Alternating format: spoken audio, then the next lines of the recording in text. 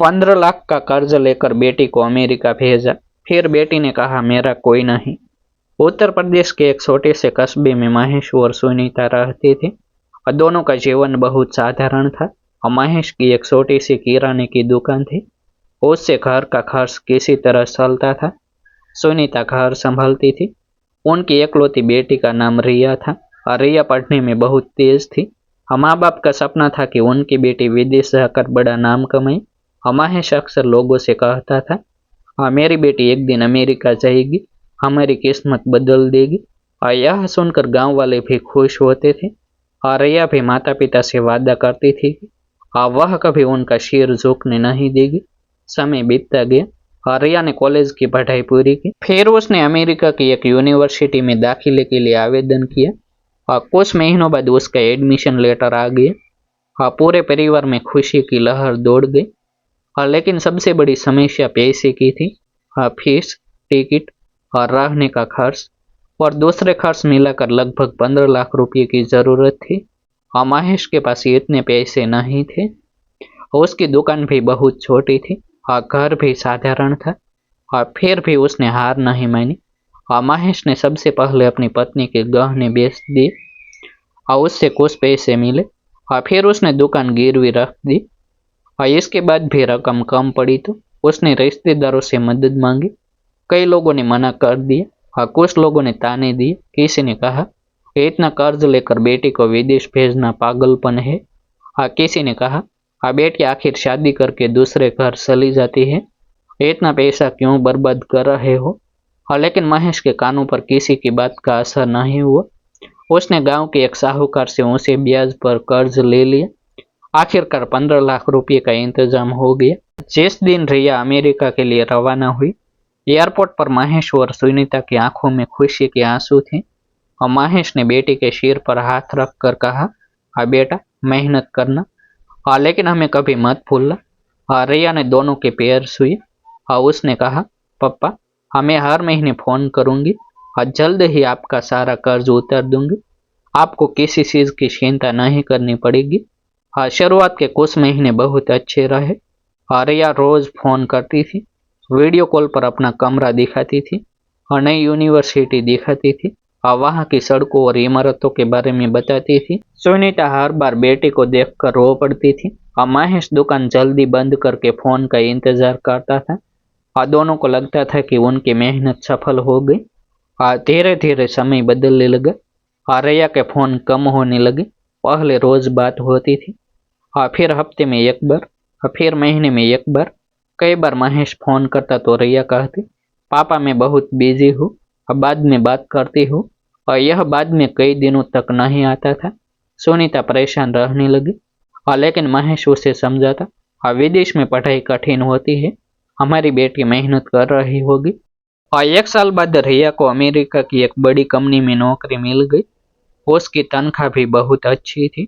गांव में यह खबर पहुंची तो सबने महेश को बधाई दी और महेश खुशी से भर गया।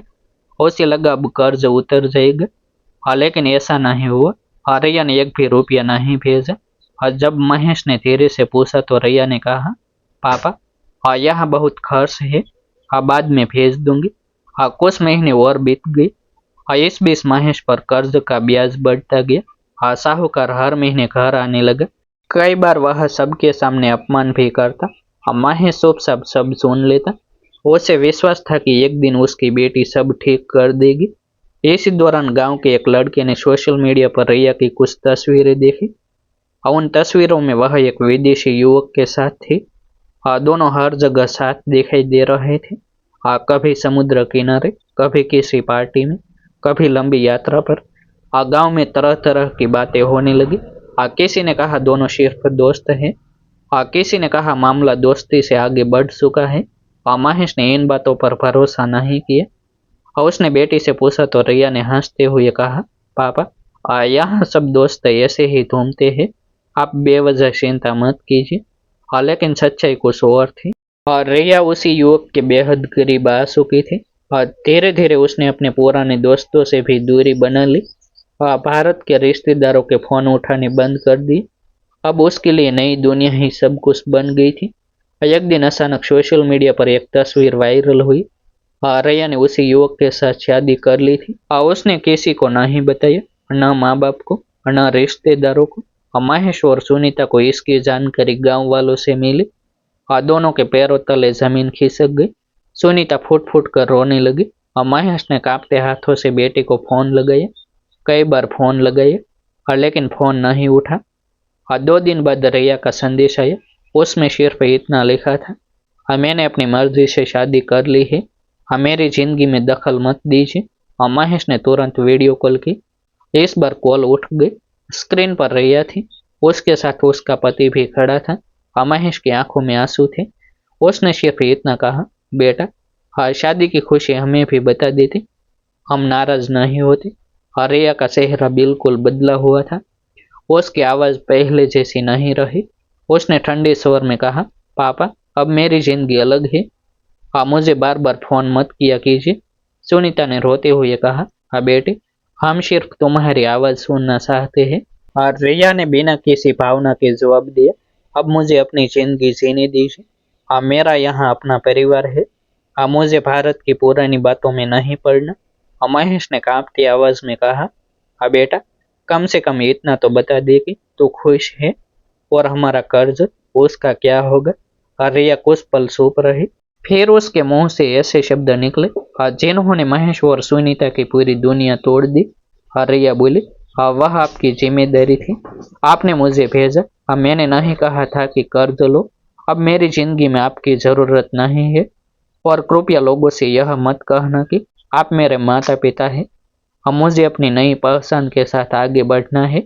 इतना कहकर उसने कॉल काट दिया। मोबाइल महेश के हाथ से नीचे गिर गया। सुनीता जमीन पर बैठकर रोने लगी। बाहर साहूकार फिर दरवाजे पर खड़ा था।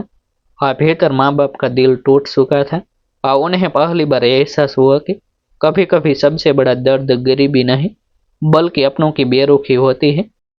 महेश और सुनीता ने बेटी से कोई उम्मीद रखना छोड़ दिया। दोनों ने दिन रात मेहनत की। महेश ने अपनी छोटी दुकान फिर से संभाली।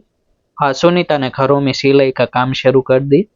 कई साल की कठिन मेहनत के बाद उन्होंने धीरे धीरे पूरा कर्ज चुका दिया। दर्द आज भी था, लेकिन उन्होंने अपनी जिंदगी को फिर से संभाल लिया। उधर अमेरिका में रिया की जिंदगी वैसी नहीं रही जैसी उसने सोची थी। शादी के कुछ समय बाद उसके पति का व्यवहार बदल गया और दोनों के बीच रोज झगड़े होने लगे। आखिरकार उनका रिश्ता टूट गया और नौकरी भी चली गई। जो दोस्त हर समय साथ रहते थे वे भी दूर हो गई। अकेलेपन में रिया को अपने माता पिता की याद सताने लगी। एक दिन उसने कांपते हाथों से भारत फोन लगाया। कई बार घंटी बजी। आखिर महेश ने फोन उठाया और दूसरी तरफ से रोती हुई आवाज आई, पापा हम मुझे माफ कर दीजिए, हाँ मुझसे बहुत बड़ी गलती हो गई। महेश कुछ पल चुप रहे। फिर शांत स्वर में बोले, बेटी माँ बाप का दिल टूट सकता है, लेकिन प्यार खत्म नहीं होता। घर का दरवाजा आज भी खुला है।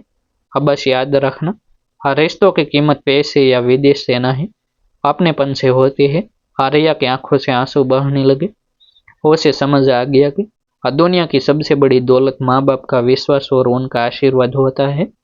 उसने भारत लौटने का फैसला किया। इस बार वह सफलता नहीं बल्कि अपने टूटे रिश्तों को जोड़ने के लिए लौट रही थी।